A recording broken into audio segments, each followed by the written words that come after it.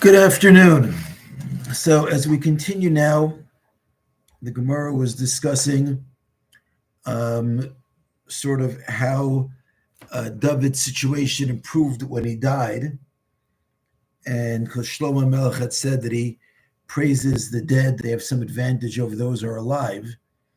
The Gemara explains, we read a little bit of this last week, Kid Rav Yehuda Amarav, as Rav Yehuda taught in the name of Rav. The Amar Rav Yehuda Amarav, Mai d'chsev asei mi os letova v'yiru sonai v'yevoshu. The pasuk says in Tehillim, perform for me a sign for the good, and that my enemies see and be humiliated. What is that referring to? Amar Dovid lefnei HaKadosh Baruch Hu. Dovid HaMelech said to Hashem, Ribbono Shalom, Micholi al oso avon, forgive me for that sin, for the sin of Bathsheba. Amar lo, Hashem said to him, Machalach, it's forgiven. Amar lo, asei imi os b'chayai. Hashem said, can you, Moshe, David said, please perform a sign during my lifetime that people should be aware that you have forgiven me. Amar le, Hashem responded, B'chayecha eini modia. During your lifetime, I'm not going to inform everybody else about your forgiveness. B'chaye Shlomo bincha, during the lifetime of your son Shlomo, ani modia, I will inform. What happened? Kishabana Shlomo as Beis HaMikdash, when Shlomo HaMelech built the Beis HaMikdash, the temple, Bikesh lahachnes Aron lebeis Kadshei HaKadoshim. Shlomo Melech wanted to bring the Aron, the Ark, into the Kadshei HaKadoshim, the Holy of Holies. What happened? Davku sha'arim zeh bazeh. The gates stuck together and refused to open. Amar Shlomo HaMelech Esrim v'arba renanos. Shlomo HaMelech said 24 songs, v'lo nene, but he was not responded to. Pasach v'amar began to say, Se'u sha'arim rashechem, gates, lift up your heads, the top of your gates, v'inasu pischei olam, and rise up, all of the entrances of the world, v'yavo melech hakavod, and let the King of Glory honor. And that didn't sound too good, standing in front of the Beis HaMikdash, Hashem's house, so to speak, and referring to yourself as the King of Glory. So road to Basrei, the gates started chasing after Shlomo HaMelech lemivlei, to swallow him up. And we'll discuss either today or next year what some of these metaphors means and if we understand them literally or not. Amru, so immediately Shlomo HaMelech said, Mizeh melech hakavod. The gates said to Shlomo, who's this King of Glory? Amrlu, he responded, Hashem izuz v'gibor. It's Hashem who's the powerful one. He wasn't referring to himself. He's referring to Hashem embodied in the Aron, that it should be allowed to enter. Chazar v'amar, and then he went and said, Su'ushar Meshechem, Su'pischei Olam, V'yavo Melech HaKavod, Mi'uzu Melech HaKavod, Hashem Tzvaku, Su'melech HaKavod Tzela. He explained again very clearly that when he was asking to enter, and he spoke about the Melech HaKavod, that was a reference not to himself, but to Hashem, still, V'lo Nana, he was not responded to. Kivan Sha'amar, once Shlomo HaMelech said, Hashem Elokim al Toshev Pnei Meshichecha, Hashem God, do not turn away the face of your anointed one. Zachar lechaste Dovid avdecha, remember all the good things done by your righteous Dovid. Miyad nena, immediately he was responded to and the gates opened. But also Shah, at that time, Nepchu Pnei Kol Sonei Dovid, the faces of all of David's haters and all of those who condemned him for the incident of Bathsheba. And there's numerous places in the Gemara where we see how they treated him because of that. Their faces changed kishule kedera, like the bottom of a pot. Their faces turned black because they saw that the gates of the Beis Hamikdash opened only in the merit of Dovid and not for any other reason. V'yadu kol ha'am v'chol Yisrael, the entire nation and all of Israel knew, shemachal lo HaKadosh Baruch Hu al oso avam, that Hashem had forgiven Dovid for that sin. And therefore, now coming back to where we started, V'lo yafa amar Shlomo, didn't Shlomo HaMelech properly say, V'shavach ani es hamesim shekvar mesu, I praise the dead who are already dead? Because Dovid was only responded to, or Dovid's forgiveness was only publicized once he was dead and not when he's alive. There's an interesting medrash which also tells over the same story, but with a few differences, and I want to share that before we start delving into the meaning of the story.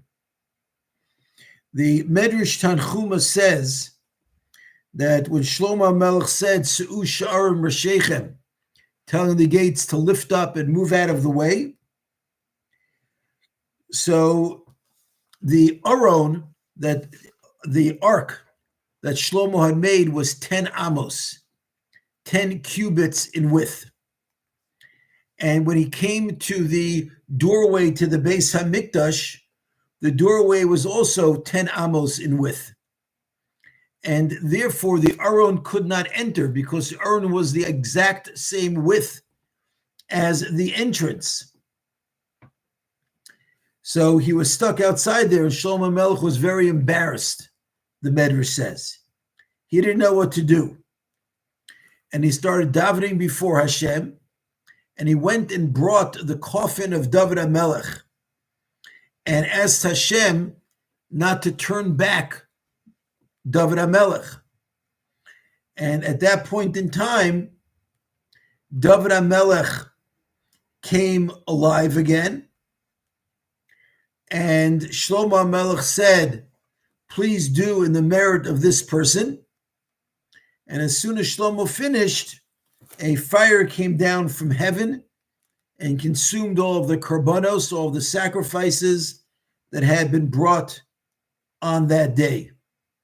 And a voice came out from heaven crying and saying that I praise the dead who are already dead more than the living who are still alive. That's the version of the story, a little bit different than our Gemara that's brought down in the Medrash. So the first question I want to discuss is, why didn't Hashem want to tell the whole world about his forgiveness of Dovid while Dovid was still alive, only after Dovid was dead? So Rav Kook wants to explain that when a person does a sin, there's two results from the person's sin. Number one is it affects him personally, and it affects the person's ability to grow spiritually until he's forgiven and the sin is removed. The other thing is that the person's behavior, inasmuch as others are aware and influenced by his behavior, can have a negative effect on the spiritual growth of others. And that's a, shall we say, much more complicated reckoning to understand how our behavior affects ourselves, which could be complicated in its own right, but it's much simpler than, so to speak, figuring out how it affects others. And therefore, Hashem said to Dovid, listen, I'm forgiving this sin now. And therefore, whatever effect that sin had on your ability to progress spiritually, I'm wiping that away during your lifetime, and the way will be open for you to grow spiritually. But when it comes to the effect that your behavior had on others and the negative effect that it had, that we're going to have to wait until after you die and see what that effect was during your lifetime and kind of figure out how to unwind the entire thing. But so to speak, Hashem said, Rav Kook explains, we don't make those types of cheshbonos. We don't make those types of reckonings during a person's lifetime. Those types of reckonings only occur posthumously.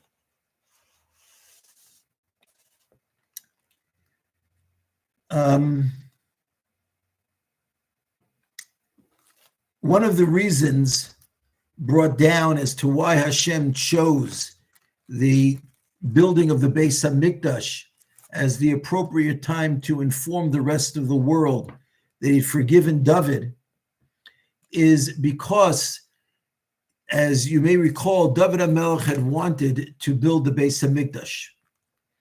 And the Navi came to him and told him, it's not his place to build the Beis HaMikdash, it's his son Shlomo's place. So his detractors believed that the reason why he was prevented from building the Beis HaMikdash was because of the fact that he had committed the sin with Bathsheba. And therefore Hashem wanted to show the forgiveness of Dovid at the time of the building of the Beis HaMikdash to make it clear that whatever Dovid had done with Bathsheba was not at all responsible for Dovid's not having been given the opportunity to build the Beis HaMikdash. Rav Tzadok explains that the trait of Dovid was the trait of yira, of being in awe of God. And the Gemara tells us elsewhere that a person who only has chachma, wisdom, but lacks awe of God is like a person who has a big, beautiful building, but forgot to make any doorways for the building. And that's why actually Dovid HaMelech was the person who had prepared the gates for the Beis HaMikdash before he passed away. And Chazal also teach us that before the first Beis HaMikdash was destroyed by the Babylonians, the gates got swallowed up. Why? Because the Babylonians only were given the right to damage and destroy something that they had some connection to. But they had no connection whatsoever to the level of awe of God which Dovid HaMelech had, and therefore the gates which Dovid made and which symbolized that awe of heaven which Dovid possessed, that was something that the Babylonians could not get their hands on. That's also the reason why those very same gates did not open up until Shlomo invoked the name of his father Dovid. But Shlomo HaMelech, on the other hand, his midah, his outstanding trait, was that of chachma, of wisdom.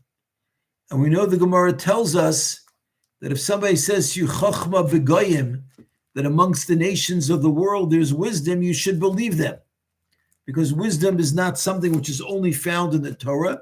The Torah may have a very unique and special kind of wisdom, but wisdom is not the sole place to find it, is not in the Torah. So therefore, those parts of the Beis HaMikdash that were built by Shlomo HaMelech, those were susceptible to destruction by the Babylonians.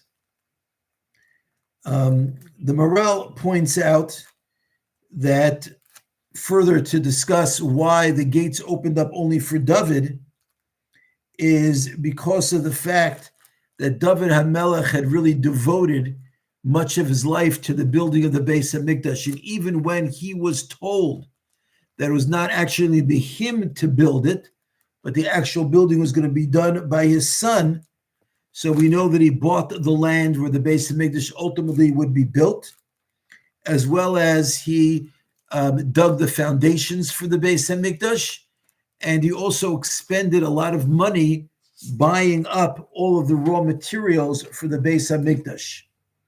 So he had a tremendous amount of involvement in the Beis Hamikdash, and that's why it was only by invoking him that Shlomo got the gates to open. Thank you very much for listening. Have a very good evening. And again, if anybody would like to sponsor any of these shiurim, you can either reach me on Facebook or feel free to email me at cslando@gmail.com.